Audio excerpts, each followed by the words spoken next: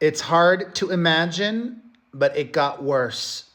The more that Cassie testified today, the more disturbing allegations we learned. Hello, my fam. It is Perez, the queen of all media, the original influencer, and your number one source for everything Diddy drama.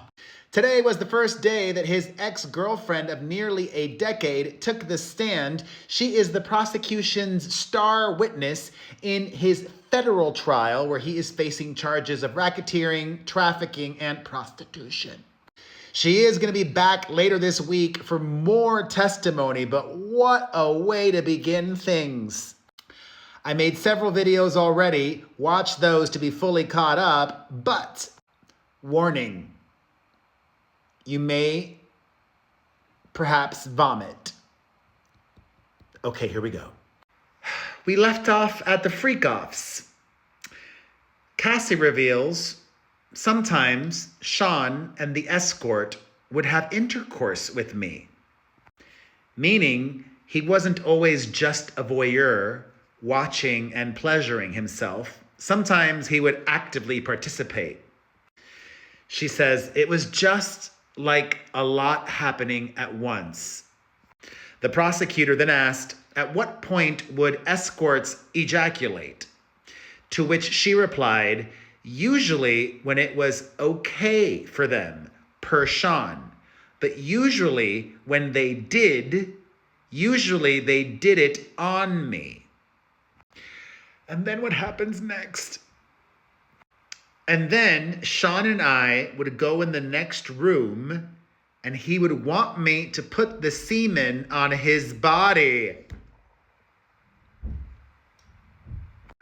As if all the baby oil wasn't enough. He needed the spooge. Cassie revealed that she was high on drugs at every freak-off. Oftentimes, when she took things like ecstasy or MDMA, she felt sick almost every time, to the point where she was going to vomit. Or did. Even if she puked or was nauseous, she claims that Diddy would encourage me to get up and continue on with it. Quote, continue on with the intercourse even if I felt like I was vomiting, or if I was.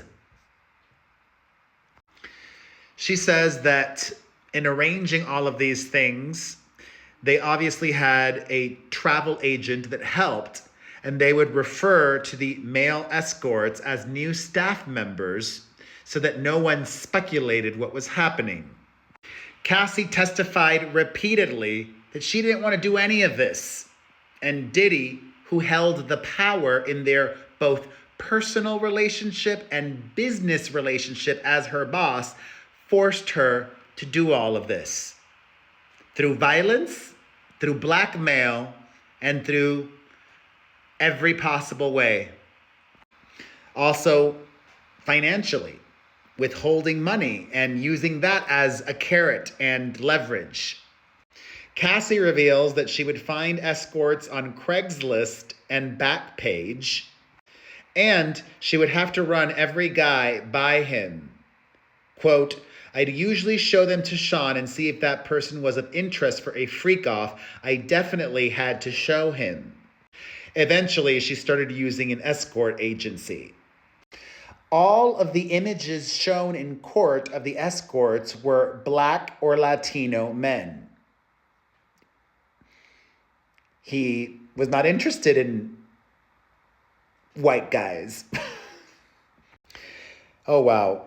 And Cassie says that ecstasy was not the only substance they took at these freak-offs. She says that the keta, the K, the G to the H to the B, sometimes mushrooms, whatever was the drug of choice at that point.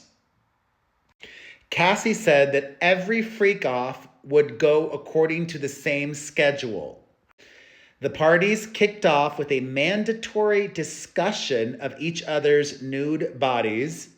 This led to oral, the use of baby oil, and then more explicit events. Cassie said it was awkward and pretty humiliating to talk to Diddy about an escort's penis, but he expected it. Cassie reveals that Diddy's staff would not only provide the lube, the baby oil, linens, any supplies needed, but that they would also give her the drugs. Why has nobody else but him been charged yet? One of the interesting things about her testimony today is Cassie telling the jury that the freak-offs would happen in multiple states and that some of the same male escorts would be there with them in multiple states. That is why this is a federal trial. Cassie says that Diddy began recording the freak-offs pretty early on in the first year. She testified that at first they were recorded on a video camera. Later, they were recorded on both his and her electronic devices. She says she would later delete the videos on her devices when she saw them because they were humiliating and disgusting. She says that she frequently asked Combs to delete the videos he had as well, particularly because his staff members had access to his devices. I never wanted anyone to ever see me like that, she said. Cassie then explained what happened that infamous day in Los Angeles where we have seen the hotel security camera footage of him beating her. She told the jury, there's an instance in Los Angeles where it got violent and I chose to leave. There was a lot of drinking, a lot of partying. I'm not sure what happened, but in the middle of it, I got hit by Sean and got a black eye. When I chose to leave, I grabbed what I could and got out, and Sean followed me into the hallway by the elevators, grabbed me, tried to drag me back to the room.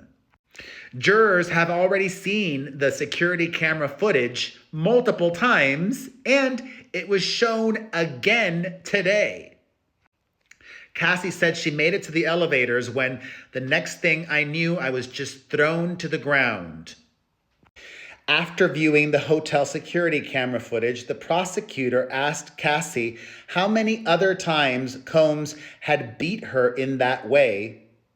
Too many to count. I don't know, she responded.